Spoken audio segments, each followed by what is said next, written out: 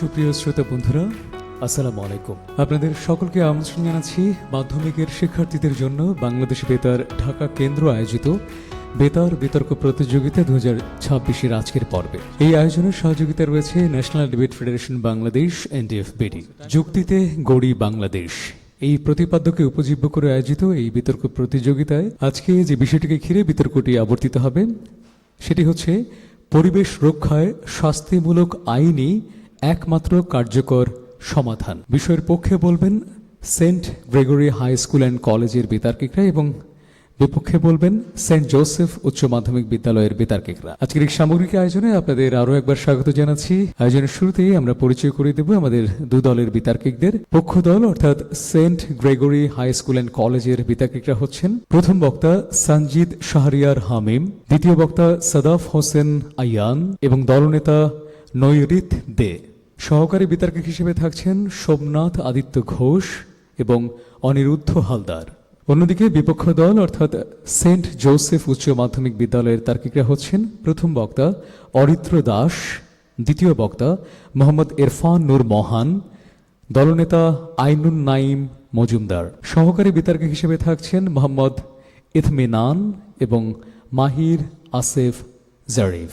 বিচারক হিসেবে দায়িত্ব পালন করছেন জনাব অভিষেক, যিনি ন্যাশনাল ডিবেট ফেডারেশন বাংলাদেশের চিটাগং জোনের যে ডিবেট ক্লাবটি রয়েছে তার প্রেসিডেন্ট হিসেবে দায়িত্ব পালন করছেন, এবং জনাব সাবিদুল ইসলাম সোহেল, যিনি ন্যাশনাল ডিবেট ফেডারেশন বাংলাদেশের কো চেয়ারম্যান এবং একই সাথে বরিশাল জোনের দায়িত্ব তিনি পালন করছেন, এবং রয়েছেন জয় লালা, যিনি ন্যাশনাল ডিবেট ফেডারেশন বাংলাদেশের যুগ্ম সাংগঠনিক সম্পাদক হিসেবে দায়িত্ব পালন করছেন। বিচারকদের অভিনন্দন জানাচ্ছি আজকের এই আয়োজনে আমাদের সারথি হওয়ার জন্য। সম্মানিত শ্রোতাবৃন্দ, এ পর্যায়ে আপনাদের জানিয়ে দেব এই বিতর্কের নিয়ম এবং সময়ের বিভাজনটি। গঠনমূলক পর্বে প্রত্যেক বক্তা ব্যক্তিগতভাবে 4 মিনিট করে বক্তব্য প্রদানের সুযোগ পাবেন। সেক্ষেত্রে 3 মিনিটে সতর্ক সংকেত এবং 4 মিনিটে চূড়ান্ত সংকেত বাজানো হবে। আর যুক্তিখণ্ডন পর্বে প্রত্যেক দলের দলনেতা 2 মিনিট করে সময় পাবেন তাদের বক্তব্য উপস্থাপনের জন্য। সেক্ষেত্রে 1.5 মিনিটের সতর্ক সংকেত এবং 2 মিনিটে চূড়ান্ত সংকেত বাজানো হবে। আর দু দলের বক্তাদেরই সদয় জ্ঞাতার্থে জানাচ্ছি, আপনাদের যখনই চূড়ান্ত সংকেত বাজানো হবে তখনই আপনাদের বক্তব্যটি শেষ করতে হবে। আপনাদের দু দলের জন্যই আমাদের আগাম অভিনন্দন রইল। আর এই বিতর্কের সময় সংরক্ষকের দায়িত্ব পালন করছেন আমেনা আক্তার মারিয়া। সুপ্রিয় শ্রোতা বন্ধুরা, পরিবেশ রক্ষায় শাস্তিমূলক আইনই একমাত্র কার্যকর সমাধান, এই বিষয়ে এখন যে বিতর্কটি আপনাদের সামনে উপস্থাপিত হবে সেই বিতর্কের পক্ষ দল অর্থাৎ Saint Gregory high school and কলেজের প্রথম বক্তা সঞ্জিদ শাহরিয়ার হামিমকে আমি আহ্বান জানাচ্ছি তার বক্তব্য উপস্থাপনের জন্য। সচেতনতার ভাষণ বহু শুনেছি, প্রতিশ্রুতির মিছিলও বহু দেখেছি, তবু প্রকৃতির মৃত্যুসজ্জার দ্বার এখনো যে থামছে না। এখন আর আবেগ কাজ করে না, এখন কাজ করে কঠিন শাস্তিমূলক আইনের প্রতিশ্রুতি। সম্মানিত সভাপতি, সম্মানিত বিচারক মণ্ডলী এবং সম্মানিত শ্রুতিবৃন্দ এবং আমার প্রাণপ্রিয় বিপক্ষ দলের বন্ধুদের জানাই আন্তরিক শুভেচ্ছা। আমার বক্তব্যের প্রথমেই আমি শুরু করতে চাই আমার বাস্তব জীবনের ছোট একটি উদাহরণ দিয়ে। ছোটবেলায় যখন নানু বাড়ি যেতাম তখন সেখানে দেখা মিলত বড় একটি সবুজ শ্যামলা মাঠের। সেটি শুধুমাত্র একটি মাঠ ছিল না, সেটি ছিল আমাদের প্রাণপ্রিয় শান্তিময় স্থান। সেখানে শুধু ফল নয়, শস্য নয়, সেখানে ফলতো সুন্দর সুন্দর ফুলের সমাহার। কিন্তু ভাগ্যের কি নির্মম পরিহাস, আজ সেই মাঠ কংক্রিটের ভরা ফ্যাক্টরির দখলে। মাননীয় সভাপতি এবং বিচারক মণ্ডলী, কবি জীবনানন্দ দাশ তার রচনায় যে সবুজ বাংলার স্বর্গ এঁকেছেন, সেই স্বপ্নের মূল কথা ছিল প্রকৃতি এবং মানুষের এক অবিচ্ছেদ্য সম্পর্ক। কিন্তু আজ সেই প্রকৃতি মানুষদের অপরিকল্পিত, অবৈধ পরিকল্পনায় এবং অপরিকল্পিত কর্মকাণ্ডে ক্ষতবিক্ষত। তাই আজ আর মিথ্যে ভালোবাসা নয়, আজ আর লোক দেখানো সচেতনতা নয়, আজ প্রয়োজন কঠিন শাস্তিমূলক আইনের। আজকের বিতর্কের দিনে যে 3টি দিক আমাদের সংজ্ঞায়নের দাবি রাখে, তার মধ্যে প্রথমটি হচ্ছে আমাদের পরিবেশ সংরক্ষণ বলতে আমরা কি বুঝি, দ্বিতীয়টি হচ্ছে আমরা শাস্তিমূলক আইন বলতে কি বুঝি, এবং তৃতীয়টি হচ্ছে কার্যকরমূলক আইন বলতে আমরা কি বুঝি। প্রথমেই আসি পরিবেশ সংরক্ষণ বলতে আমরা কি বুঝি। পরিবেশ রক্ষা হলো প্রকৃতির ভারসাম্য বজায় রাখা এবং দূষণ ও ধ্বংসরোধ করা। অন্যদিকে শাস্তিমূলক আইন হচ্ছে আইন ভঙ্গকারীদের বিরুদ্ধে জরিমানা, কারাদণ্ড বা অন্যান্য দণ্ডের ব্যবস্থা করা, যাতে অপরাধ পুনরায় সংঘটিত না হয়। মাননীয় সভাপতি এবং আমার বিচারক মণ্ডলী, আমরা বহু বছর ধরে সচেতনতা সৃষ্টি করেছি, বহু বছর ধরে প্ল্যাকার্ড তৈরি করেছি, বহু বছর ধরে আমরা পোস্টার বানিয়েছি এবং কি বহু বছর ধরে বিভিন্ন সেমিনারও আয়োজন করেছি। কিন্তু আজও কেন আমাদের বন উজাড় হচ্ছে? আজও কেন আমাদের প্রকৃতি কান্নার ঢোলে ভাসছে? আজও কেন আমাদের নদীগুলো কলকারখানায় মিশ্রিত অ্যাসিডের দখলে পড়ে যাচ্ছে? প্রশ্ন রয়ে যাবে আমার বিপক্ষ দলের বন্ধুদের কাছে। মাননীয় সভাপতি, বিবেক যখন ঘুমিয়ে পড়ে, বিবেচনা যখন নিংড়ে যায়, লোভ যখন সবুজের বুকে কুড়াল মারে, তখন প্রকৃতি আর আবেগের দিকে ঢেলে পড়ে না। প্রকৃতি তখন শাস্তিমূলক আইনের দ্বার প্রান্তে ছুটে বেড়ায়। পরিবেশ রক্ষায়, হ্যাঁ আমি মেনে নেই, পরিবেশ রক্ষায় অনেক উপায় থাকতে পারে, বাট প্রশ্ন যখন আসে একমাত্র কার্যকর সমাধানে, তখন আমরা আমাদের জন্য শাস্তিমূলক আইনই হয়ে ওঠে একমাত্র সমাধান। তাই আজ আর তর্কের খাতিরে তর্ক না করে সত্যকেই মেনে নেওয়া একমাত্র শ্রেয়। তাই আমি এবং আমার দলের বন্ধুরা এর উক্ত বিষয়ের পক্ষে অবস্থান করছি এবং আজ আমরা 4টি বিষয়ের মাধ্যমে এটি প্রমাণ করে দিয়ে যাব যে পরিবেশ রক্ষায় শাস্তিমূলক আইনই একমাত্র কার্যকর সমাধান। ধন্যবাদ সবাইকে। আমরা ধন্যবাদ জানাচ্ছি পক্ষ দলের প্রথম বক্তাকে। এ পর্যায়ে বিপক্ষ দল অর্থাৎ সেন্ট জোসেফ উচ্চ মাধ্যমিক বিদ্যালয়ের প্রথম বক্তা অরিত্র দাসকে আমন্ত্রণ জানাচ্ছি তার বক্তব্য উপস্থাপনের জন্য। ধন্যবাদ মাননীয় সভাপতি, বিচারক মণ্ডলী। আজকে আমরা আমাদের কিছু আমাদের আন্তরিক শুভেচ্ছা রইল আমাদের প্রিয় প্রতিপক্ষের কাছে। আজকে বিষয় নির্ধারণ করা হয়েছে পরিবেশ রক্ষায় শাস্তিমূলক আইনই একমাত্র কার্যকর সমাধান। আজকে মাননীয় সভাপতি, আজকে আপনারা আইন নিয়ে অনেক কথা বলে গিয়েছেন, আইনের অনেক বলি উড়িয়ে গিয়েছেন, কিন্তু আমরা খুব সুন্দরভাবে আপনারা সংজ্ঞানের মধ্যে থেকে একটি শব্দকে উপেক্ষা করে গিয়েছেন। সেই শব্দটি হলো একমাত্র। আজকে আমাদের বিতর্কে যে বিষয় রয়েছে, সেই বিতর্কের বিষয়তে আজকে আপনাকে বলা হয়েছে আইনই একমাত্র কার্যকর সমাধান। আপনারা যখন আপনার এই জিনিসটাকে আপনারা উপেক্ষা করে যাচ্ছেন, তখন সংজ্ঞান আপনার ত্রুটি রয়েছে। আজকে প্রথমত আজকে আপনাকে একমাত্র শব্দটিকে বুঝতে হবে। কোনো কিছু একমাত্র সমাধান বলে কিছু নেই, বহুমাত্রিক সমস্যার বহুমাত্রিক সমাধান। আজকে যখন আপনি একমাত্র শব্দটিকে প্রয়োগ করছেন, তখন আপনার বহুমাত্রিক সমস্যার সমাধানগুলোকে আপনি উপেক্ষা করে দিয়ে যাচ্ছেন। তাহলে আজকে আমার প্রতিপক্ষের কাছে প্রথম দাবি হলো, আজকে আপনি একমাত্র শব্দটির মাধ্যমে বলতে যাচ্ছেন যে শাস্তিমূলক আইনে আপনি সকল কিছু সমাধান করবেন, পরিবেশ রক্ষার সমাধান করবেন। আজকে এই দাবি থাকলো আমার প্রতিপক্ষের কাছে।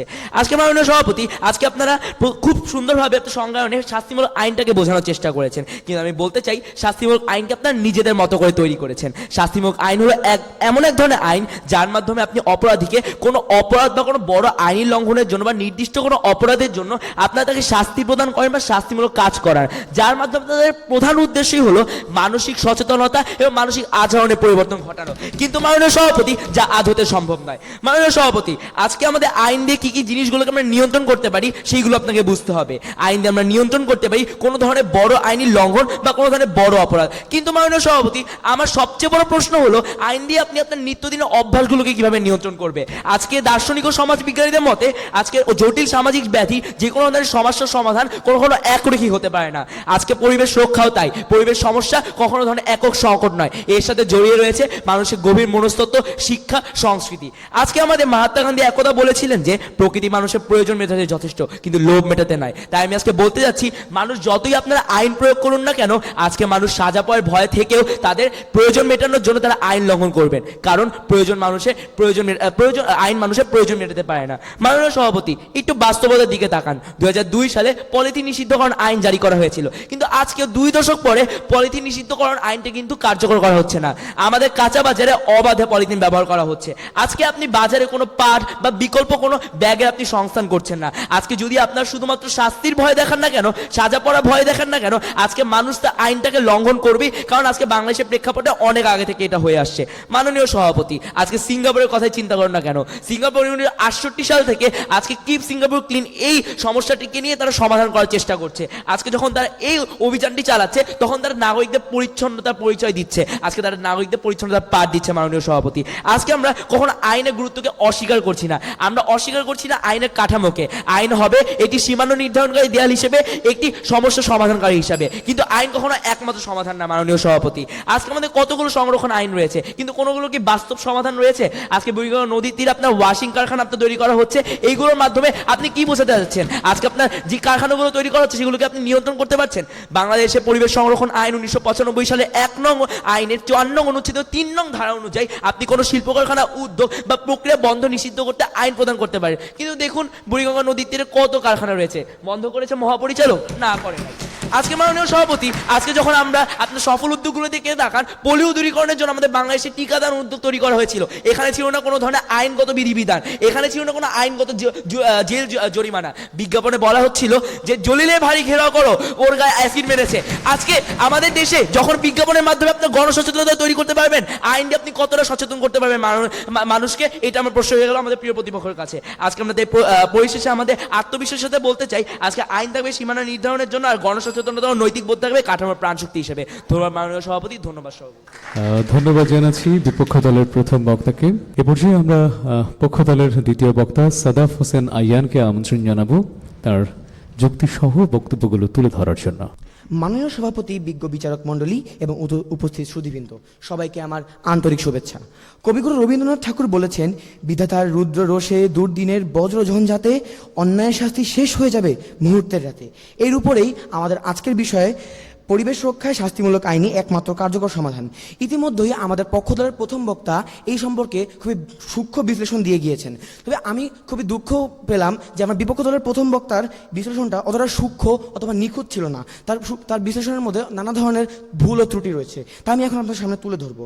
তিনি আমাদেরকে বলেছেন আমরা নাকি একমাত্র সমাধান কথাটাকে উল্লেখ করিনি, কিন্তু তিনি কিন্তু এটা বলেন যে তিনি যে নিজে কার্যকর সমাধান কথাটাকে উল্লেখ করেননি। আজকে আমাদের বিতর্কের মধ্যে একমাত্র সমাধান যতটা না গুরুত্বপূর্ণ, তার থেকে বেশি গুরুত্বপূর্ণ হচ্ছে একমাত্র কার্যকর সমাধান। আমরা আজকে এটাই প্রমাণ করে যাব যে কিভাবে আমাদের পক্ষ প্রমাণ করবে যে শাস্তিমূলক আইনই একমাত্র কার্যকর সমাধান। তিনি আমাকে আরও বলেছেন যে শিক্ষা ও সংস্কৃতির কথা। তবে একটা 50 বা 60 বছরের মুরব্বীকে আপনি কখনোই কনভিন্স করতে পারবেন না যে সে আজকে পরিবেশ রক্ষা করবে, সে আজকে যেখানে সেখানে থুতু ফেলবেন না।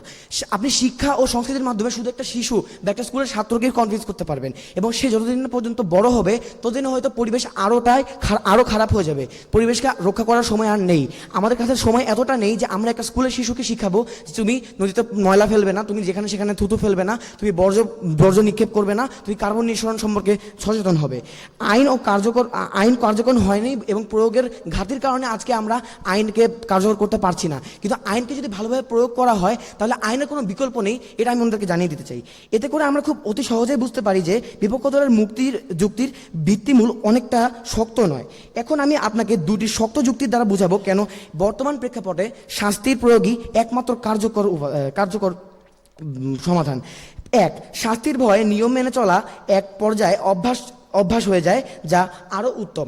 মাননীয় সভাপতি, আমি বলতে চাই একটা মানুষকে যখন আপনি শাস্তির মাধ্যমে ভয় দেখিয়ে একটা কাজ করাবেন এবং তাকে এই ফলাফলটা বোঝানোর চেষ্টা করবেন, পরবর্তী তার মধ্যে সেই আগ্রহটা জাগবে যে না, এই কাজটা তো আমার দেশের উন্নতি হচ্ছে, আমার দেশকে এটা একটা তৃতীয় বিশ্বের দেশ থেকে প্রথম বিশ্বের দেশে দিয়ে যেতে সাহায্য করছে, তখন সে নিজ দায়িত্বে সেই জিনিসটি করবে। তখন তার ভিতর সেই আগ্রহটা জাগবে। তার ভিতর কখনো সেই আগ্রহটা তখন জাগবে না যে আমি তাকে যদি এই বিলাসিতার মতো করে বলি যে তুমি নদীতে বর্জ্য ফেলবে না, তুমি যেখানে সেখানে থুতু ফেলবে না, তুমি যেখানে সেখানে প্রস্রাব করবে না। তাকে যদি আমি শাস্তির মাধ্যমে এই ভয়টা দেখাতে পারি, তুমি আজকে কাজটা করে তোমাকে আমি শাস্তিটা দিব, তখনই সেই কাজটা করবে এবং সেই কাজটা করার পরেই তার ভিতরে আস্তে আস্তে সে অভ্যাস চলে আসবে। আমরা উদাহরণস্বরূপ নিতে পারি জাপানে 1950 থেকে 60 সালের মধ্যে এমন একটি দেশ ছিল তার অবস্থাকে শোচনীয় বললেও কম হবে। তবে 1983 সাল থেকে জাপানে কঠিন আইন প্রয়োগ করার পর থেকে জাপানের জনগণ এই সম্পর্কে সচেতন হয়, তারা ভয়ে ভয়ে এই আইনগুলা মেনে চলার সুযোগ করে, এবং এখনকার 2000 সালে বা 21 শতকের দুনিয়ায় তাদের মধ্যে এই সতর্কতা আর আমাদের প্রয়োগ করতে হয় না। তার নিজ দায়িত্বেই আজকে সমাজে এই সতর্কতাগুলো মেনে চলছে। দ্বিতীয়ত, আইন সচেতনতা সৃষ্টি করে, সচেতনতা আইনকে সৃষ্টি করে, এটা আমি তাদেরকে বলে যেতে চাই। আমার সমাজে যখন আমি একটা মানুষকে চাপ দিব যে তোমার আজকে এটা করতেই হবে, না করলে তোমাকে আমি জরিমানা করব, আমি একটা শিল্প প্রতিষ্ঠানকে চাপ দিব যে তুমি যদি আজকে নদীতে বর্জ্য নিক্ষেপ করো তোমাকে আমি এত বড় একটা জরিমানা করব, তখন সে নিজ দায়িত্বে ইটিপি বা শোধনাগার স্থাপন করবে। তাকে আমরা মধুর বাণী বা হচ্ছে গিয়ে সচেতনতামূলক বাণী বলে কখনো এই কাজটা করাতে পারবো না। মাননীয় সভাপতি, সচেতনতা আমরা কিভাবে তৈরি করছি? একটা জাতির মানুষজন যখন দেখবে যে আমি এই কাজটা করছি, এই কাজটার জন্য আমার নিজের উপকার হচ্ছে, আমার এই কাজটা করলে আমার প্রকৃতি সুন্দর থাকছে, আমার পরিবেশ সুন্দর থাকছে, আমার জীবন আরো সুস্থ সাবলীল ও সহজ হচ্ছে, তখন সে নিজ দায়িত্বেই এটাকে সচেতনতা হিসেবে নিবে। কিন্তু আমি যদি তাকে একবারে বসে বসে বলতে থাকি যে না তুমি বর্জ্য ফেলো না, তুমি বর্জ্য নিক্ষেপ করো না, তখন তার ভিতর কিন্তু সেই সচেতনতার বাণীটা গ্রো করবে না, তার ভিতর সেই সচেতনতার বাণীটা কখনো আগ্রহ জাগবে না। তার ভিতর আগ্রহ শুধু তখনই জাগবে যখন সে জানবে যে না এটা আসলে একটা ভালো জিনিস। এই বলে আমি দৃঢ় সমর্থন রাখতে চাচ্ছি যে পরিবেশ রক্ষায় শাস্তিমূলক আইনই একমাত্র কার্যকর সমাধান। ধন্যবাদ মাননীয় সভাপতি, ধন্যবাদ উপস্থিত সবাইকে। আমরা ধন্যবাদ জানাচ্ছি পক্ষ দলের দ্বিতীয় বক্তাকে। এবারে আমরা বিপক্ষ দলের দ্বিতীয় বক্তা মোহাম্মদ ইরফান নূর মোহনকে আমন্ত্রণ জানাবো তার বক্তব্য উপস্থাপনের জন্য। আবার আসিব ফিরে ধানসিঁড়ির তীরে তীরে এই বাংলায়, হয়তো মানুষ নয়, হয়তো বা শঙ্খচিল শালিকের বেশে। জীবনানন্দ দাশ যে বাংলাকে রূপসী বাংলা বলে অভিহিত করেছিলেন, সে বাংলার প্রকৃতি এবং পরিবেশ আজ বিমলিন এবং রংহীন। ঠিক এমনই এক বাস্তবতার প্রেক্ষাপটে দাঁড়িয়ে আজ বিতর্ক চলছে। বিতর্কের বিষয় পরিবেশ রক্ষায় শাস্তিমূলক আইনই একমাত্র কার্যকর সমাধান। ধন্যবাদ মাননীয় সভাপতি, বিজ্ঞ বিচারক মণ্ডলী এবং যারা শুনছেন। অত্যন্ত যুক্তিসঙ্গত কারণে আমি এবং আমার দল আজ বিষয়টির বিপক্ষে অবস্থান করছি। আমার দলের প্রথম বক্তা ইতিমধ্যেই যথাযথ সংজ্ঞায়ন, তথ্য এবং তথ্য উপস্থাপনার মাধ্যমে আমাদের দলীয় অবস্থান দৃঢ় করে গিয়েছেন। আমার দলের দ্বিতীয় বক্তা হিসেবে যুক্তি খণ্ডন এবং তথ্য উপস্থাপনের মাধ্যমে আমি আমার দলের অবস্থান আরও স্পষ্ট করে দিয়ে যাব। প্রথমেই চলে যাই যুক্তি খণ্ডনে। বিপক্ষ দলের দ্বিতীয় বক্তা আজ রবীন্দ্রনাথ ঠাকুরের একটি কবিতা দিয়ে শুরু করলেন। তবে বিজ্ঞ প্রতিপক্ষের জ্ঞাতার্থে জানাতে চাই, কবিগুরু কিন্তু কোনো আইনের বাধ্যবাধকতায় বা কোনো আইন প্রণয়নের জন্য এই কবিতাটি লেখেননি, বরং শুধুমাত্র স্বদেশপ্রেম, দেশপ্রেম এবং নৈতিক মূল্যবোধের উদ্ভব হওয়ার কারণেই কবিগুরু এই কবিতাটি লিখেছেন। তবে আপনাদের আইনের গুণগানে আজ আমরা মুগ্ধ, তবে সকল সৌন্দর্য আর মুগ্ধতাই যে প্রয়োজনের বাইরে। এই পৃথিবী সৌন্দর্য আর মুগ্ধতার উপর ভিত্তি করে চলে না, বরং চলে বাস্তববাদী তথ্য এবং তথ্যের উপর ভর করে। এবং বাস্তববাদী তথ্য এবং তথ্য বলছে যে United Nations conference on environment and development UNCED-র 4টি আসর হয়ে গেলেও এবং বাংলাদেশে পরিবেশ সংরক্ষণ আইন 1995, পরিবেশ সংরক্ষণ নীতিমালা 1997 এবং পরিবেশ আদালত আইন 2010 সহ মোট 185টি আইন কার্যকর থাকলেও বাংলার পরিবেশ আজও হুমকির মুখে। অর্থাৎ আইন ইতিমধ্যেই বাংলার পরিবেশ রক্ষা করতে ব্যর্থ প্রমাণিত হয়েছে। কারণ যেখানে নৈতিকতা, দেশপ্রেম, প্রকৃতিপ্রেম, পারিবারিক শিক্ষা, বিবেক, বিচার, বুদ্ধি অর্থাৎ সামগ্রিকভাবে সচেতনতার অভাব, সেখানে আইন কখনোই একা পরিবেশ রক্ষা করতে পারবে না। চলুন প্রথমে আমরা নৈতিক মূল্যবোধ নিয়ে কথা বলি। আজ যখন দৈনিক ইত্তেফাকে পরিবেশ অধিদপ্তর দুর্নীতিতে দূষিত শিরোনামে 7ই জানুয়ারি 2022 সংবাদে বলা হয় পরিবেশ অধিদপ্তর আইন না মেনে ঘুষ নিয়ে কারখানা মালিকদের সনদ দিচ্ছে, আর আজ যখন জনসম্মুখে সিগারেট খাওয়া নিষিদ্ধ হওয়ার পরও একজন পুলিশ অফিসার রাস্তায় সিগারেট খেয়ে সেই সিগারেট আবার রাস্তায় ফেলছে, আর আমাদের মতো নিজেদেরকে সচেতন নাগরিক দাবি করা কিছু অসচেতন মানুষ আজ যখন রাস্তায় ময়লা ফেলা নিষেধ দেখেও রাস্তায় ময়লা ফেলছে, তখন বলতেই হয় আইন নয়, নৈতিক মূল্যবোধের উদ্ভবই পারে পরিবেশ রক্ষা করতে। আর সেজন্যই হয়তো বিখ্যাত দার্শনিক প্লেটো বলেছিলেন, no law or ordinance is mightier than understanding. তবে শুধুমাত্র নৈতিক মূল্যবোধ ও পরিবেশ রক্ষায় ব্যর্থ, এর জন্য আরও দরকার দেশপ্রেম এবং প্রকৃতিপ্রেমের উদ্ভব। যে বাংলার রূপে মুগ্ধ হয়ে দেশপ্রেমে উজ্জীবিত হয়ে রবীন্দ্রনাথ ঠাকুর লিখেছিলেন বনফুল, জীবনানন্দ দাশ মৃত্যুর পরে ফিরে আসতে চেয়েছিলেন এই বাংলায়, সে বাংলার কংক্রিটের জঙ্গল দেখে আজকে তরুণ প্রজন্ম মৃত্যুর পরে তো দূরের কথা জীবদ্দশায় বিলেত ভ্রমণে ব্যস্ত। বিজ্ঞ প্রতিপক্ষ আপনার দলের প্রথম বক্তা আজকে একটি সবুজ গাছের উদাহরণ দিয়ে গেলেন। আমরা বলতে চাই 1950 থেকে 90 সময়ে কিন্তু কোনো আইন ছিল না কোনো শাস্তি, তবুও বাংলার সবুজ মাঠে ছিল সোনালী ধান। কারণ তখনও মানুষের মধ্যে অটুট ছিল স্বদেশপ্রেম এবং প্রকৃতিপ্রেম, যা এখন প্রযুক্তির নেটওয়ার্কে হারিয়ে যাচ্ছে। বিজ্ঞ প্রতিপক্ষ আপনাদের যুক্তিগুলো শুনে এমনই মনে হচ্ছে যাদের জন্য পরিবেশ তাদেরই দরকার নেই, পরিবেশ দূষণ রোধ করবো মানুষকে মেরে। এছাড়াও নানা ধরনের আনন্দদায়ক কর্মসূচি যেমন খাল খনন, বৃক্ষরোপণ এবং নানা ধরনের ওয়ার্কশপ, সেমিনারের মাধ্যমে প্রকৃতিকে রক্ষা করা সম্ভব। বিজ্ঞ প্রতিপক্ষ যে সাহাপাড়া খাল খননের মাধ্যমে যে খাল খনন কর্মসূচি আজকে বাংলাদেশ সরকার শুরু করেছে, কোনো আইন কিন্তু এই কর্মসূচি শুরু করতে বাধ্য করেনি বা সচল রাখতে বাধ্য করবে না, বরং মানুষের মধ্যে স্বদেশপ্রেম, নৈতিক মূল্যবোধের উদ্ভবই পারে এরকম কর্মসূচি উদ্ভাবন করতে। বিজ্ঞ প্রতিপক্ষ আমরা বলছি না সচেতনতা বা আইন একমাত্র কার্যকর সমাধান পরিবেশ রক্ষার ক্ষেত্রে, বরং আমরা বলছি সচেতনতা, আইন সহ অন্যান্য সবগুলো উপায় সমন্বয়ে সামগ্রিকভাবে বাংলাদেশ এবং পৃথিবীর পরিবেশ রক্ষা করা সম্ভব। শুধু জাতীয় ক্ষেত্রে আইনি কাঠামো এবং তৃণমূল পর্যায়ে সচেতনতা সহ অন্যান্য সকল উপায়গুলো সমন্বয়ে যদি আমরা পরিবেশ রক্ষা করতে চাই, তার চেয়ে যদি আমরা আইন এবং ভয় দেখানো শাস্তির উপর ভর করি, তাহলে উন্নয়নের ভারে, প্রযুক্তির নেটওয়ার্কে আর বাংলার এই কংক্রিটের জঙ্গলে বেঁধে পড়ে থাকা বাংলার পরিবেশ রক্ষা করার পরিকল্পনা শুধু কল্পনাই থেকে যাবে, পরিবর্তনটি বাদ দিয়ে। ধন্যবাদ মাননীয় সভাপতি, ধন্যবাদ সবাইকে। এ পর্যায়ে আমরা দলনেতাদের বক্তব্য শুনব।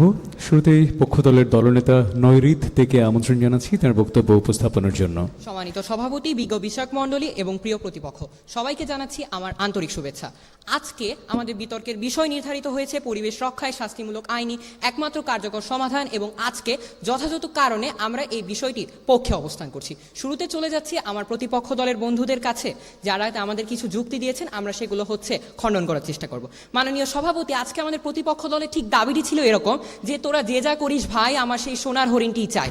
আমরা যখন এখানে এসে দেখিয়ে দিচ্ছি যে কেন বাংলাদেশের প্রেক্ষাপটে সচেতনতা সম্ভব নয়, ঠিক তারা সেখানে আমাকে বারবার সচেতনতার গল্পই শোনাচ্ছে। মাননীয় সভাপতি, আজকে আমি আপনাকে 3টা বিষয়ের মাধ্যমে ব্যাখ্যা করে দিতে চাই যে কেন আজকে বাংলাদেশের প্রেক্ষাপটে দাঁড়িয়ে বাংলাদেশের মানুষের মধ্যে আজকে আইনি সচেতনতা কিভাবে সৃষ্টি করছে। তারা যদি বলে যে আজকে আইন কার্যকর নয় এবং আমরা বলছি আইনি সচেতনতা সৃষ্টি করছে, সুতরাং আমি বলতে চাচ্ছি যে তাদের সচেতনতাও কোনো কার্যকর নয়। এতক্ষণ ধরে তারা আমাদের বিভিন্ন কথা বলার চেষ্টা করেছে, কিন্তু তারা আমাকে একটাবারও সচেতনতার উদাহরণ দেখাই যেতে পারেনি। আমি বলছি মাননীয় সভাপতি, আজকে যে বিতর্কটা হচ্ছে সেটি হয়তো সচেতনতার কারণে। পরিবেশ দিবসে ছোট ছোট শিশুদের হাতে প্ল্যাকার্ড দেওয়া হয়, গাছ লাগাই পরিবেশ বাঁচাই, হয়তো চিত্রাঙ্কন প্রতিযোগিতা করা হয় কিংবা রচনা প্রতিযোগিতা করা হয়। মাননীয় সভাপতি, বাংলাদেশ স্বাধীনতার পর থেকেই তো এগুলো করা হচ্ছে, কিন্তু আজকে আমি আমার বিপক্ষ দলের কাছে প্রশ্ন রেখে যাচ্ছি যে এর কি কোনো ফলাফল রয়েছে। মাননীয় সভাপতি, এরপরে আমি আজকে 3টি বিষয়ের মাধ্যমে প্রমাণ করে দিয়ে যাব কেন আজকে বাংলাদেশের প্রেক্ষাপটে পরিবেশ রক্ষায় শাস্তিমূলক আইনি একমাত্র কার্যকর সমাধান। 1, কাজে না আসার মানসিকতা। দেখেন মাননীয় সভাপতি, সমাজবিজ্ঞানের ভাষায় একটি বিখ্যাত তত্ত্ব আছে যে যখন কোনো কাজ ঐচ্ছিক হয়ে থাকে তখন মানুষের সেই বিষয়টার প্রতি কোনো আগ্রহ থাকে না। আজকে আমি পরিবেশ দূষণের প্রেক্ষাপটে একটি উদাহরণ দিয়ে বলতে পারি যে ধরা যাক আজকে আমি বুড়িগঙ্গা নদীতে ময়লা ফেলছি, কিন্তু আজকে আমার এই ঘটনা দেখে মনে হবে যে শুধু আমি একা কাজ তো করছি না, কাজ তো করছে আরও অনেকেই, সুতরাং আমি পরিবর্তন হলে তো কিছুই হচ্ছে না। মাননীয় সভাপতি, আজকে এই ধরনের মানসিকতা একমাত্র শাস্তিমূলক আইনই ভাঙতে পারে বলে আমরা বিশ্বাস করি। দ্বিতীয় যে বিষয়টি মাননীয় সভাপতি, আজকে আমাদের এই সবুজ শ্যামল বাংলায় হয়তো অনেক কলকারখানা, অনেক প্রতিষ্ঠান রয়েছে যেগুলো কিনা বিভিন্ন ব্যবসায়িক কাজে কাজ করে থাকে। আপনি একটু চিন্তা করে দেখুন আজকে তাদের লক্ষ্য কি। আজকে তাদের লক্ষ্য হচ্ছে মুনাফা অর্জন করা। মাননীয় সভাপতি, আজকে আপনি একটি মাত্র ব্যবসায়িক প্রতিষ্ঠানকে কেবলমাত্র সচেতনতার কথা বলে কোটি কোটি টাকার ক্ষতি মানিয়ে নিতে পারবেন না, বরঞ্চ আপনি যদি তাদেরকে শাস্তিমূলক আইনের ব্যবস্থা করেন তাহলে সেই আইনই তাদেরকে পরিবেশ যাতে ধ্বংস না হয় সেই বিষয়টি নিশ্চিত করবে। তৃতীয়ত মাননীয় সভাপতি, যে বিষয়টি বলতে চাই, আজকে সচেতনতার কোনো আইনগত কার্যক্ষমতা নেই। ধরুন আজকে আপনি বুড়িগঙ্গার পাড়ে দাঁড়িয়ে দেখলেন যে একজন ব্যবসায়ী তার যে কলকারখানার যে বর্জ্য পদার্থগুলো সেগুলো নদীতে ফেলে দিচ্ছে। আপনি একজন সচেতন নাগরিক হিসেবে কি করতে পারেন? আপনি হয়তো তাকে সর্বোচ্চ অনুরোধ করতে পারেন, বোঝাতে পারেন যে এই কাজটি করতে পারেন না আপনি। এর বেশি আপনি কি করতে পারেন? এর বেশি তো আপনি কিছু করতে পারছেন না, কারণ সচেতনতা মানুষকে অপরাধ চিনতে শেখায়, অপরাধ দমনের ক্ষমতা দেয় না, বরঞ্চ সেই অপরাধ দমনের ক্ষমতা রাষ্ট্র নির্ধারিত আইনই একমাত্র মাধ্যম। কারণ একজন অসচেতন বা অসাধু মানুষকে আইনের ভয় ছাড়া সাধারণ নাগরিকের অনুরোধে কখনোই থামানো যায় না। মাননীয় সভাপতি, আজকে আমার বিপক্ষ দলের বন্ধুরা এসে অনেক কথা বলেছেন, যেমন বহুমাত্রিক সমস্যার বহুমাত্রিক সমাধান, কিন্তু আজকে যখন আপনি পরিবেশ রক্ষার বিষয়টি দেখবেন, এখানে 3টি বিষয় গুরুত্বপূর্ণ। 1, ভারসাম্য বজায় রাখা, 2, পরিবেশ সংরক্ষণ করা, 3 নাম্বার দূষণ রোধ করা। বর্তমান প্রেক্ষাপটে, বাংলাদেশের প্রেক্ষাপটে দাঁড়িয়ে বাংলাদেশের মানুষকে পরিবেশ সচেতনতায় উদ্বুদ্ধ করতে আজকে আমরা মনে করি শাস্তিমূলক আইন ছাড়া আর অন্য কোনো উপায় নেই। প্রশ্নটি যখন একমাত্র কার্যকর সমাধান, ইতিমধ্যে আমাদের দলের বক্তারা সেগুলো প্রমাণ করে দিয়েছেন। তারা সিঙ্গাপুর, রোয়ান্ডা এই ধরনের দেশের কথা বলেছেন, কিন্তু মাননীয় সভাপতি সেই দেশগুলোতে তো রাস্তায় চুইংগাম ফেলার মতো এই ছোট ছোট কারণেও কঠোর আইন প্রণয়ন করা হয়েছে, যার মাধ্যমে তারা আজকে তৃতীয় বিশ্বের দেশ থেকে ফার্স্ট ওয়ার্ল্ড কান্ট্রিতে পরিণত হয়েছে। মাননীয় সভাপতি তারা বলেছে আইনের বাস্তবায়ন হয় না, কিন্তু আমরা সেটি আজকে প্রমাণ করে দিয়েছি কিভাবে আইনের বাস্তবায়ন হচ্ছে। সুতরাং আমরা মনে করি যে পরিবেশ রক্ষায় শাস্তিমূলক আইনই একমাত্র কার্যকর সমাধান। ধন্যবাদ। আমরা ধন্যবাদ জানাচ্ছি পক্ষ দলের দলনেতাকে। গঠনমূলক পর্বে সর্বশেষ বক্তা হিসেবে আমরা আমন্ত্রণ জানাচ্ছি বিপক্ষ দলের দলনেতা আইনুন নাইম মজুমদারকে। একটি ছোট গল্প দিয়ে শুরু করতে চাই। তখন আমি ষষ্ঠ শ্রেণীর ছাত্র। আমরা কয়েকজন বন্ধু মিলে স্কুলের মাঠে ব্যাডমিন্টন খেলছিলাম। হঠাৎ আমার নিজের মনে অজান্তেই আমি আমার হাতে থাকা একটা পলিথিন স্কুলের মাঠে ফেলে দিই। আমি দেখতে পাইনি আমার পেছনেই দাঁড়িয়েছিলেন আমাদের বিদ্যালয়ের স্বয়ং প্রিন্সিপাল ব্রাদার লিও জেমস পেরেরা সিএসসি। তিনি পুরো বিষয়টি দেখা সত্ত্বেও আমাকে কোনো বকা দিলেন না, কোনো শাস্তিও দিলেন না। শুধু তিনি নিজ হাতে সেই পলিথিনটি তুলে নির্দিষ্ট স্থানে ফেলে দিয়ে সেখান থেকে চলে গেলেন। সেই ছোট্ট ঘটনাটি আমার মনে এমন একটি দাগ কেটে গিয়েছিল যে পরবর্তীতে স্কুলের ভেতর তো দূরের কথা, স্কুলের বাইরে কোনো কিছু ফেলার আগেও আমি দুইবার ভেবেছি।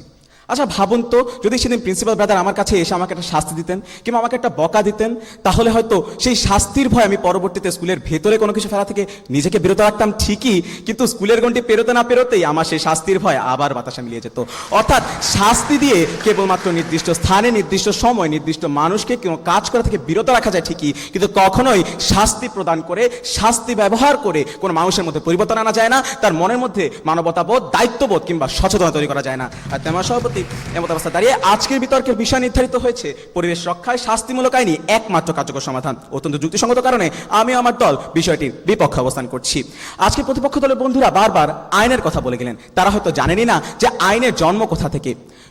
রাষ্ট্রবিজ্ঞানী হল্যান্ডের সেই বিখ্যাত সূত্র বলে যে আইনের জন্ম প্রথা থেকে। অর্থাৎ সমাজবদ্ধ কিছু মানুষ যখন বুঝতে পারলো যে নিজেদের মধ্যে সঙ্গতি বজায় রাখার জন্য তাদের কিছু নিয়ম নীতি দরকার, তারা যখন সকলে মিলে একটি প্রথায় বিশ্বাস করা শুরু করলো, তারা যখন জনসচেতন হয়ে উঠলো, ঠিকই তখনই কিন্তু আইনের জন্ম। অর্থাৎ মাননীয় সভাপতি, আইনের জন্ম হতেই যেখানে লাগে সচেতনতা, আজকে সেই সচেতনতাকে একেবারে বাদ দিয়ে আমার প্রতিপক্ষ দলের বন্ধুরা আজকে আইনকে পরিবেশ রক্ষার একমাত্র কার্যকরী সমাধান হিসেবে ঘোষণা করছেন। অর্থাৎ তারা বলতে চান দুধ দেবে খামারি, গাভীর দরকার কি।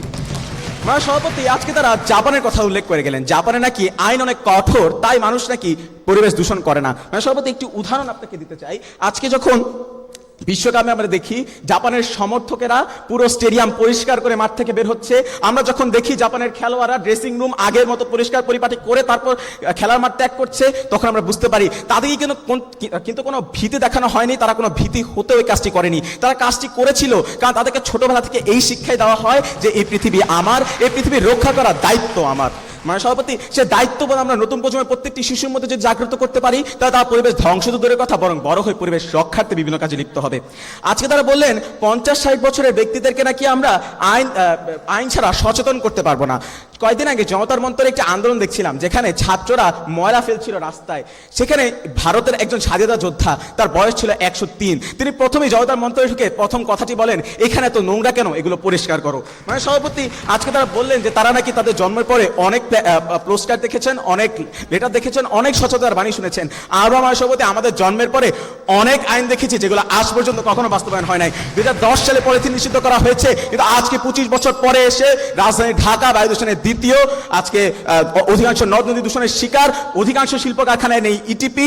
আজকে মানে সভাপতি, আজকে আমরা পরিবেশ রক্ষার বিষয়ে একটি বিতর্ক করছি, যেখানে আমাদের সবার সামনে একটি করে প্লাস্টিকের বোতল। এই প্লাস্টিকের বোতল দেখে কয়জন পুলিশে ফোন দিয়েছেন, কয়জন আইন রক্ষাকারী বাহিনীর কাছে ফোন দিয়ে বলেছেন যে এখানে পরিবেশ দূষণ হচ্ছে, এখানে আইন ভঙ্গ করা হচ্ছে। বাংলাদেশে কিন্তু প্লাস্টিক দূষণ বিরোধী আইন আছে মাননীয় সভাপতি। এই আইন জানা সত্ত্বেও কেন আপনারা এক ফোনটি করেননি? কারণ আপনারা মনে করেন না যে আইন এই প্লাস্টিক দূষণ করা কিংবা পরিবেশ দূষণ করা অন্যায়। কারণ বাংলাদেশের মানুষের মধ্যে এই অপরাধবোধ এখনো জাগ্রত হয়নি। একমাত্র অপরাধবোধ জাগ্রত করতে পারলেই মানুষজন এই কাজটি করা থেকে বিরত থাকবে। এবং অপরাধবোধ জাগ্রত করার জন্য আইন যথেষ্ট নয়, অপরাধবোধ জন্ম দেওয়ার জন্য অবশ্যই আমার প্রয়োজন সচেতনতা এবং দায়িত্ববোধ। মানে সভাপতি, আজকে আমার দলের প্রস্তাবিত সমাধান কি? আজকে আমরা চাই যে তৃণমূল পর্যায় থেকে আমরা সচেতনতা কিংবা প্রকৃতি প্রেমের চর্চা করব এবং রাষ্ট্রীয় উদ্যোগে রাষ্ট্রীয় পর্যায় থেকে আইন প্রয়োগ করা হবে এবং শুধুমাত্র এই দুটি সংমিশ্রণেই পরিবেশ রক্ষা করা সম্ভব। ধন্যবাদ মাননীয় সভাপতি, ধন্যবাদ সবাইকে। আপনাদের আমন্ত্রণ জানাচ্ছি যুক্তি খণ্ডন পর্বে। শুরুতেই পক্ষ দলের দলনেতা নৈঋতি থেকে আমন্ত্রণ জানাচ্ছি তার বক্তব্য উপস্থাপনের জন্য। ধন্যবাদ জানাচ্ছি মাননীয় সভাপতিকে আমাকে আবার এখানে সুযোগ করে দেওয়ার জন্য। মাননীয় সভাপতি, আজকে আমার বিপক্ষ দলের বন্ধুদের কাছ থেকে যুক্তিগুলো শুনে আমার খুবই কষ্ট লাগছে। তারা যে আকাশে যুক্তির পর যুক্তি সাজিয়ে যে বৃথা অট্টালিকা নির্মাণের চেষ্টা করছে তা আসলে কোনো কাজই নেই। দেখেন মাননীয় সভাপতি, আজকে আমাদের বিতর্কে আমাদের যে দলীয় অবস্থান সেটি ছিল একদম সুস্পষ্ট যে আজকে আমরা বাংলাদেশের প্রেক্ষাপটে যখন বিতর্কটি করছি এবং বাংলাদেশের মানুষের মধ্যে সচেতনতা সৃষ্টি করার কথা হচ্ছে, পরিবেশ রক্ষার কথা বলা হচ্ছে, ঠিক সেই মুহূর্তে একমাত্র কার্যকর সমাধান হচ্ছে শাস্তিমূলক আইন। মাননীয় সভাপতি, আমার বিপক্ষ দলের বন্ধুরা তো আমাকে সচেতনতার একটা উদাহরণও দেখাতে পারেনি, সচেতনতা ছাড়া অন্য কোনো যুক্তিও দেখাতে পারেনি। তারা খালি আমাদের যুক্তির সমালোচনা নিয়ে ব্যস্ত ছিল। মাননীয় সভাপতি, আজকে তারা আমাকে যে জাপানের উদাহরণটা দিয়ে দেওয়া হয়েছে, ঠিক সেই কথাই তো আমরা প্রথমে বলার চেষ্টা করেছি যে আমাদের মানুষের মানসিকতা আলাদা, আমরা এক একজন এক এক ধরনের হয়ে থাকি। এখানে প্রশ্নটি উঠে নৈতিকতার, অর্থাৎ আমি একজন সচেতন নাগরিক হিসেবে এই কাজটি করতে পারি, কিন্তু আপনি যে করবেন সেটির কোনো নিশ্চয়তা আছে নেই। সুতরাং সেইখানে দাঁড়িয়ে আজকে আমরা বলতে চাচ্ছি যে একমাত্র শাস্তিযোগ্য আইনই আজকে পরিবেশ রক্ষার কার্যকরী সমাধান। মাননীয় সভাপতি, এখানে শাস্তিযোগ্য আইন বলতে আমরা শুধু সেই রকম আইনকে বোঝাচ্ছি না, অর্থাৎ আপনি অপরাধ করলেন আপনাকে জেলে নিয়ে গেল কিংবা জরিমানা করা হলো, বরং আমরা বোঝাচ্ছি যুগোপযোগী আইনের কথা, আমরা বোঝাচ্ছি দৃষ্টান্তমূলক আইনের কথা। মাননীয় সভাপতি, একটি বিষয় লক্ষ্য করুন, 2000 সালের দিকে আজকে বর্তমানে সবচেয়ে সফল আইনটি হচ্ছে অ্যাসিড দমন আইন। অর্থাৎ তারা যদি বলে যে আইনের বাস্তবায়ন হয়নি, আজকে অ্যাসিড নিক্ষেপের বিরুদ্ধে যে আইনটি সেটি কিভাবে বাস্তবায়ন হয়েছে, এখনো কেন এতটি সফল, এর কারণ হচ্ছে সেটা যুগোপযোগী ছিল। আমরাও আজকে এসে ঠিক সেই কথাটাই বলছি। বাংলাদেশে 2023 সালে যে সংশোধনী আনা হয়, তারপর এখন পর্যন্ত 927টি প্রতিষ্ঠান থেকে 69 লাখ টাকা জরিমানা করা হয়েছে, প্রায় 3 লক্ষ কেজি বহিষ্কৃত পলিথিন জব্দ করা হয়েছে এবং 16টিরও বেশি প্রতিষ্ঠান পুরোপুরি সিলগালা করে দেওয়া হয়েছে। এত সকল উদাহরণ থাকার পরেও তারা কিভাবে বলে যাচ্ছেন যে আজকে শাস্তিমূলক আইনই একমাত্র কার্যকর সমাধান নয়, তা আমার বোধগম্য হচ্ছে না। ধন্যবাদ। ধন্যবাদ জানাচ্ছি পক্ষ দলের দলনেতাকে। এ পর্যায়ে যুক্তি খণ্ডন পর্বে আমন্ত্রণ জানাচ্ছি বিপক্ষ দলের দলনেতাকে। ধন্যবাদ মাননীয় সভাপতি, আমাকে আবার এই মঞ্চে বক্তব্য রাখার সুযোগ করে দেওয়ার জন্য। মাননীয় সভাপতি, প্রতিপক্ষ দলের বক্তব্য শুনে আমার মনে হচ্ছে তারা আজকে যুদ্ধ করার জন্য শুধু তলোয়ার নিয়ে এসেছেন, আনেননি কোনো ঢাল কিংবা সিপাহী। আজকে তারা ভুলে যাচ্ছেন যে তলোয়ার দিয়ে শুধুমাত্র প্রতিপক্ষকে ঘায়েল করা যায়, কিন্তু প্রতিপক্ষের আক্রমণ রুখে দেওয়া যায় না। আজকে তাদের যুক্তি খণ্ডন করবে, আমি কোনো যুক্তি খণ্ডন পাইনি, বরং তারা তাদের সেই পুরনো যুক্তিগুলো আবারও স্থাপন করার চেষ্টা করে গেলেন, যাতে তারা সফল হননি। মানে সভাপতি, আজকে তারা বলে গেলেন যে আমরা নাকি সচেতন করতে আমরা নাকি বাংলাদেশের মানুষকে সচেতন করতে পারবো না। তারা হয়তো ভুলে যাচ্ছেন যে আজকে বাংলাদেশের মানুষ সচেতন হয়ে নানা বিষয়ে নজির স্থাপন করেছে যুগে যুগে। তারা আজকে পলিও বিরোধী সচেতন মানুষকে ঘরে ঘরে গিয়ে পলিও বিরোধী সচেতনতা অর্জন করেই কিন্তু আজকে আমরা 99% শিশুকে পলিও ভ্যাকসিনেট করতে পেরেছি। মাননীয় সভাপতি, আজকে কিন্তু অ্যাসিড বিরোধী আন্দোলন হয়েছিল অন্যতম কারণ, তার বিরুদ্ধে অন্যতম কারণ ছিল সচেতনতা। মাননীয় সভাপতি, আজকে আমরা এমন একটি প্রেক্ষাপটে দাঁড়িয়ে বিতর্ক করছি যেখানে আইন ইতিমধ্যে ব্যর্থ হয়েছে। সভাপতি, কিভাবে? কারণ আজকে আইন আমাকে নিষেধ করে পলিথিন ব্যবহার করতে, আইন আমাকে নিষেধ করে প্লাস্টিক ব্যবহার করতে, কিন্তু আইন কি আমাকে কোনো বিকল্প দিতে পেরেছে? না মাননীয় সভাপতি, আজকে আমি ঘরে ঘরে মানুষকে আইনের বাণী শোনাবো যে আজকে আপনি প্লাস্টিক ব্যবহার করতে পারবেন না, পলিথিন ব্যবহার করতে পারবেন না, কিন্তু মাননীয় সভাপতি তারা কি ব্যবহার করবে? এই কোনো বিকল্প, এই কোনো সাশ্রয়ী বিকল্প কিন্তু আইন আমাদের দিয়ে যেতে পারেনি। কখন আমরা এই বিকল্পগুলো পাবো মাননীয় সভাপতি? যখন মানুষ পরিবেশ নিয়ে শিক্ষিত হবে, যখন তার পরিবেশ নিয়ে গবেষণা করা শুরু করবে, যখন তারা জনসচেতন হবে, ঠিক তখনই আমরা এগুলো পাবো। মাননীয় সভাপতি, তারা বললেন যে এখন একজন মানুষকে আমরা কিভাবে সচেতন করব, সচেতন করার একটি বয়স আছে। অর্থাৎ মাননীয় সভাপতি, এখন যিনি রাস্তায় দাঁড়িয়ে ধূমপান করছেন, তাকে গিয়ে যদি আপনি বলেন ধূমপান ক্ষতিকর, তাহলে তাকে ঠিক করা যাবে না। বড় মাননীয় সভাপতি, সেই শিশু যখন জন্মাবে, সেই জন্ম থেকেই তার সমাজ, তার শিক্ষা প্রতিষ্ঠান, এমনকি তার পরিবার তাকে সেই সচেতনতার শিক্ষা দেবে, সেই প্রকৃতি প্রেমের শিক্ষা দেবে। মাননীয় সভাপতি, আজকে তারা বলছেন যে সচেতনতার কোনো দরকার নেই। আজকে কেন তাহলে এই বিতর্কের অনুষ্ঠান আয়োজিত হয়েছে? যদি আজকে আইনি মূল সমস্যার সমাধান হতো, তাহলে হয়তো আজকে আমাদের সকলের হাতে বিতর্কের স্ক্রিপ্ট না, বরং একটা করে আইন গ্রন্থ কিংবা সংবিধান থাকতো। তা কিন্তু নেই মাননীয় সভাপতি, বরং আজকে আমাদের হাতে আছে একটা বিতর্কের স্ক্রিপ্ট, যেটা দেখে আমরা বিতর্ক করছি, কেননা এটি সম্প্রচার করা হবে এবং বাংলাদেশের মানুষকে সচেতন করা হবে। অর্থাৎ মাননীয় সভাপতি, আজকে পক্ষদল সমর্থিত পুরো বিষয়টিকে প্রত্যাখ্যান করে আমি বক্তব্য শেষ করছি। ধন্যবাদ মাননীয় সভাপতি, ধন্যবাদ সবাইকে। এই পর্যায়ে আমি আমাদের আজকের সম্মানিত বিচারক আমাদের স্নেহাস্পদ অভিষেককে একটু আমন্ত্রণ জানাচ্ছি তার অবজারভেশনটি জানানোর জন্য, প্লিজ। আমি ব্যক্তিগতভাবে বলবো, বাস্তবতার কিছু অভাব ছিল, ব্যক্তিগত গবেষণা বাড়াতে হবে। পলিথিন আইন ছিল, বাংলাদেশে আছে, অনেক দিন ধরে আছে, কিন্তু সফল না। সচেতনতা দিয়েও আমরা পলিথিন আইন জনসমাজে এটার খুব একটা প্রভাব ছিল না। সচেতনতার নামে আমরা প্রতিযোগিতা সীমাবদ্ধ, এই বিষয়টা তার একটু গুরুত্ব আরোপ করা দরকার ছিল। সামগ্রিক বিষয় আমি বলবো বিতর্ক খুবই উপভোগ্য ছিল এবং অনেকগুলো বিষয় উঠে এসেছে যেগুলো হচ্ছে আন্তর্জাতিক বিষয় এবং আমাদের কাছে খুবই দুর্দান্ত লেগেছে। আমি আরেকটু বলবো যে আপনারা যদি ব্যক্তিগত গবেষণাটা আরেকটু বাড়াতে পারেন, গুগল থেকে বেরিয়ে নিজেদের পড়ালেখা এবং ব্যক্তিগত রিসার্চে যদি সময় ব্যয় করেন, আমি বিশ্বাস করি আপনাদের বিতর্ক ভবিষ্যতে আরও সুন্দর হবে এবং আমরা আপনাদের থেকে আরও ভালো কিছু আশা করতে পারবো। ধন্যবাদ সকলকে। ধন্যবাদ জানাচ্ছি আমাদের সম্মানিত বিচারককে। তো আজকে সম্মানিত বিচারকদের সম্মিলিত রায়ে আমরা ফলাফল পেয়ে গেছি। শ্রেষ্ঠ বক্তা হিসেবে আজকে আমরা পেয়েছি যাকে, তিনি হচ্ছেন সেন্ট জোসেফ উচ্চ মাধ্যমিক বিদ্যালয়ের দলনেতা আইনুর নাইম মজুমদার। আর বিচারকদের রায়ে আজকের বিজয়ী দল বিপক্ষ দল সেন্ট জোসেফ উচ্চ মাধ্যমিক বিদ্যালয়। উভয় দলের প্রতি আমাদের অভিনন্দন রইল। বাংলাদেশ বেতার ঢাকা কেন্দ্রের আয়োজনে বেতার বিতর্ক প্রতিযোগিতা 2026, যেটি সহযোগিতায় আছে national debate federation Bangladesh NDPD, সেই আয়োজন থেকে সকলকে আন্তরিক ধন্যবাদ এবং কৃতজ্ঞতা জানিয়ে আমি আজকের এই বিতর্কের মডারেটর M আলমগীর বিদায় নিচ্ছি। আসসালামু আলাইকুম।